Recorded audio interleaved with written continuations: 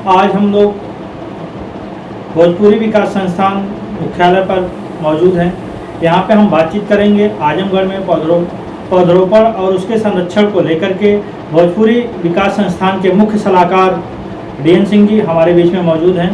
हम आपसे जानना चाहेंगे कि अभी विगत कुछ दिनों से आप लोगों का एक साप्ताहिक सेवा सप्ताह चल रहा है, श्रम सप्ताह चल रहा है, जिसमें आप लोग आजमगढ़ में जो वृक्ष लगे हुए हैं, पुराने जो पौधे लगे हुए हैं, उनको संरक्षण करने का कार्य कर रहे हैं, उसमें पानी देने का, उसकी छटाई करने का। ये एक ऐसा अभियान है और ये कब तक चलाने का आपका प्रोग्राम है? देखिए, जैसा कि आपने कहा है, 3 जून 2018 से जब तमसा अभियान शुरू हुआ था, ये अभियान 3 जून 2018 से अनवरत चलने वाला, प्रतिदिन सुबह 6 बजे हमारे तक उस समय के जिलाधिकारी शिवकांत द्विवेदी जी के साथ शुरू किया गया था। और प्रतिदिन पूरा शहर, आजमगढ़ के सारे सामाजिक संगठनों के साथ पूरा शहर उमड़कर तमसा सफाई, पौधारोपण और नगर की सफाई में लगा हुआ था। परिस्थितियां बदली, कोविड का पीरियड आ गया, प्रतिदिन का कार्य नहीं संभव हो पाया, कोविड में लोग घरों में कैद हो गए। उसके बाद यह अभियान करीब 2 साल चलने के बाद शिथिल पड़ गया। लेकिन हमारे कुछ ऊर्जावान साथी थे, जिसमें से तेज बहादुर सिंह जी, रितेश गोयल जी, डॉक्टर मनिंदर सिंह जी, और सामाजिक संगठनों में प्रयास सामाजिक संगठन, भारत रक्षा दल और तमाम जितने भी सामाजिक संगठन हैं, उनके पदाधिकारी मिलकर के साप्ताहिक रूप से इसको करने का एक बीड़ा उठाया, जिसमें हम लोगों ने कहा कि अब हर व्यक्ति व्यस्त है तो हम रेगुलर डेली बेस पे नहीं कर सकते, लेकिन हम लोगों ने साप्ताहिक रूप से एक दिन 1 घंटे का समय निकालने का प्रण उसी समय ले लिया था। और विगत मैं देख रहा हूँ कि मतलब ये जो अभियान है फिर से 3 जून, जैसा मेरी जानकारी, 3 जून से आप लोग फिर एक्टिव हुए और एक जगह कहीं पे पौधा रोपण का कार्य किया और दूसरी जगह मैंने देखा अभी पिछले दिनों में कि आप लोग पौधों की छटाई और पानी देने का कार्य कर रहे थे। मैं केवल इस पे जानना चाहता हूँ कि ये अभियान कब तक चलेगा और इसके माध्यम से आप आजमगढ़ की जनता को क्या संदेश देना चाहते हैं? ये हमारा अभियान ये है कि जो पौधे हम लोगों ने विगत 4-5 सालों में लगाए हुए हैं, उन पौधों की टहनियों को, इस समय चूँकि धूप बहुत ज़्यादा है, नए पौधे लगाने का समय नहीं है। पर्यावरण दिवस चल रहा है, हम उसको प्रतीकात्मक रूप से पौधे ला करके मनाए, लेकिन जब तक आगामी बारिश नहीं होती है तब तक आजमगढ़ शहर में लगे हुए पौधों की ट्रिमिंग करना, उसकी छटाई करना, उनकी ब्रांचों को व्यवस्थित करना और उनको पानी देने का काम किया जा रहा है। आने वाले समय में जैसे ही बारिश शुरू होती है, उसके बाद हम लोग बृहद पौधारोपण अभियान की तरफ बढ़ेंगे और पूरे शहर को एक निवेदन करेंगे कि अपने घरों में, अपने जहाँ भी संभव हो सके 1 या 2 पौधे ज़रूर लगाएं। और मेरा रहता है कि हम किसी के उत्सव में जाते हैं, किसी का बर्थडे मनाने जाते हैं, तो बुके की जगह पे हम एक पौधा दे करके और पौधे को लगा करके बनाएं। यही हमारा संदेश है। पौधों की छटाई इसी समय क्यों की जाती है? जो कि इस समय सबसे ज़्यादा गर्मी होती है, लोग गर्मियों से बेहाल होते हैं। पशु पक्षी और आदमी, जो भी जितने भी लोग हैं, सभी लोग छाया खोजते हैं और आप लोग एक जो भी वृक्ष का स्वरूप है उसको काट करके छोटा कर दे रहे हैं। नहीं, ऐसा नहीं। जो वृक्ष अब ऊपर बढ़ रही, अपनी विकास नहीं कर पा रहे हैं, उनकी टहनियाँ नीचे ज़मीन पे फैल रही हैं, उनको काटने से, और चूँकि गर्मी बहुत ज़्यादा है और पौधों को बढ़ने के लिए भोजन इस समय सीमित मात्रा में मिल पाता है, क्योंकि पानी भी उन्हें कम मिलता है। जब नीचे की टहनियों को हम साफ़ कर देते हैं तो पौधे ऊपर की तरफ भागते हैं और जो भी उनको भोजन मिलता है उसका अपने विकास में वो लगाते हैं। ये सही समय होता है जो जून का महीना, जिसमें पौधों की एक्स्ट्रा ब्रांचेज जो नीचे की तरफ जा रही, इधर उधर फैल रही है, उनको काट करके व्यवस्थित कर दिया जाए, ताकि जब बारिश होने के बाद अगर पानी पाएंगे तो उनका विकास ऊपर की तरफ होगा। आप आजमगढ़ में हरित क्रांति के विकास में भोजपुरी विकास संस्थान को आप कहाँ पे पाते हैं? भोजपुरी विकास संस्थान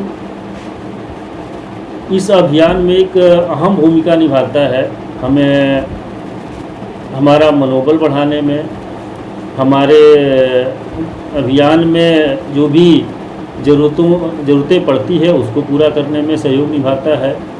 और भोजपुरी विकास संस्थान से जुड़े हुए लोग जो भी हैं वो प्योर भोजपुरिया है, अपने आजमगढ़ के देसी लोग हैं, देसी अंदाज में अपने साथ जुड़ते हैं और हमें एक संबल प्रदान करते हैं कि हम लोग चाहिला कि अपने शहर में हम जो जवन काम करत बाटी वो अपने जिला खातिर करत बाटी, अपने परिवार खातिर करत बाटी, अपने देश खातिर करत बाटी। तो उनका साथे मिलने से थोड़ा सा अपनत भी बढ़ेला कि आपन लोग बाड़ा, कि हमारे माटी हमारे देश के लोग बाड़ा, हमारे साथे मिलके काम करत बाड़ा, ये लिए हमने के उत्साह और बढ़ जाएगा। अभी आपने शुरुआत में तमसा अभियान की बात की। तमसा अभियान से जुड़े हम लोग भी रहे हैं, और आज जब मैं तमसा को देखता हूं तो मुझे ऐसा प्रतीत होता है कि हमने जो मेहनत की 4-5 साल पहले, उस पर शासन और प्रशासन के द्वारा जो हमारे साथ कमिटमेंट किया गया वो एक तरह से सफ़ेद हाथी की तरह साबित हुआ, और हमारे कहीं ना कहीं आजमगढ़ के उन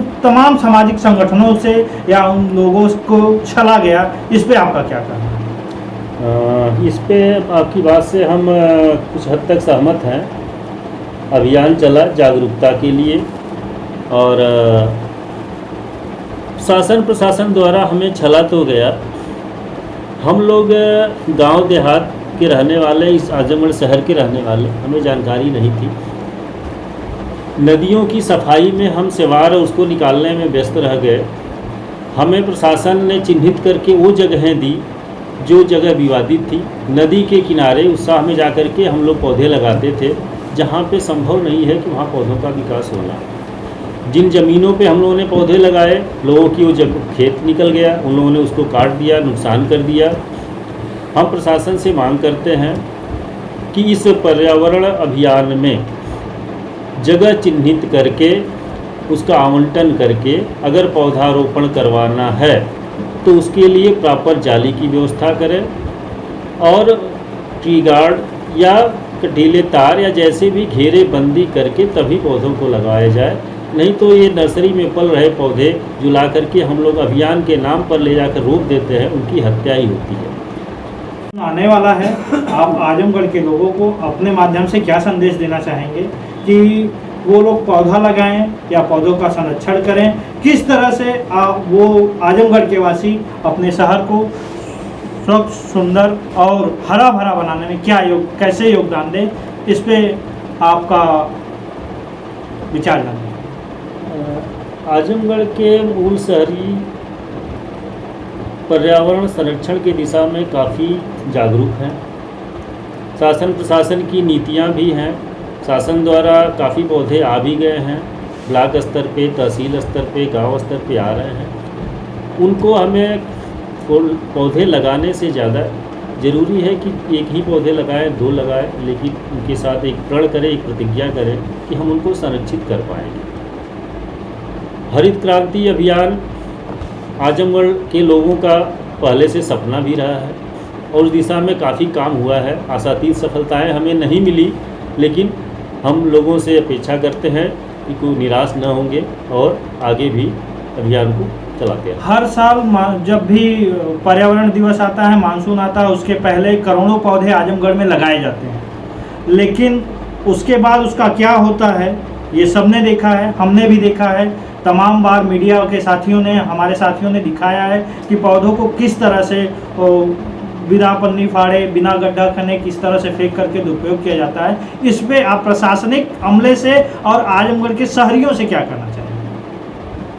आजमगढ़ के शहरी इस पे अपनी नज़र बनाए रखें और हम शासन प्रशासन के पिछलग्गू बन के न रहें, उनको वाच करते रहें, देखते रहें और अपनी भागीदारी सुनिश्चित कराएं। अगर शासन प्रशासन द्वारा पौधे लगाए जा रहे हैं तो लोकल स्तर पे लोकल जो लोग भी हैं उनके साथ उनके कंधे से कंधा मिलाकर अपनी भागीदारी सुनिश्चित कराएं और प्रशासनिक व्यवस्था में जब सहयोग करेंगे तो उनके ऊपर क्या कमी है उसको भी उजागर हो। एक आखिरी सवाल मैं आपसे जानना चाहूँगा, आप कह रहे हैं प्रशासनिक व्यवस्था में आप सपोर्ट करें, सपोर्ट क्यों करें? प्रशासन के पास सारे संसाधन मौजूद हैं, प्रशासन के पास स्पेशल धन का आवंटन होता है और आपके किए हुए कार्यों को अगर आप कहते हैं श्रेय मतलब सहयोग करें, तो आपके किए हुए कार्यों का श्रेय शासन प्रशासन और उस आए हुए धन के जो आवंटन होता है उसका दुरुपयोग करता है। इसके बारे में क्यों मतलब कैसे हम लोग रोक लगाने का काम करें? इसके लिए इसमें हमारे जाना। सामाजिक संगठनों को जागरूक होना पड़ेगा। आम नागरिकों को जागरूक, अगर कहीं गलत हो रहा है तो पुरजोर तरीके से उसकी आवाज़ उठाए। अगर कहीं भी इस तरह की धांधली हो रही है, जैसे पिछले साल भी था कि बगैर पन्नी फाड़े आपने कहा लगा दिया जाता है, तो उसके लिए आजमगढ़ के शहरियों को इसका विरोध करना चाहिए। बहुत बहुत धन्यवाद। जैसा कि आपने देखा, हम लोग रूबरू हुए DN सिंह जी, जो भोजपुरी विकास संस्थान के राष्ट्रीय मुख्य सलाहकार हैं, और इनके विचारों को सुना, आजमगढ़ में इनके योगदानों को जाना, भोजपुरी विकास संस्थान के योगदान को इस हरित क्रांति के माध्यम से जाना। आप सभी लोग हमारे साथ बने रहें, आगे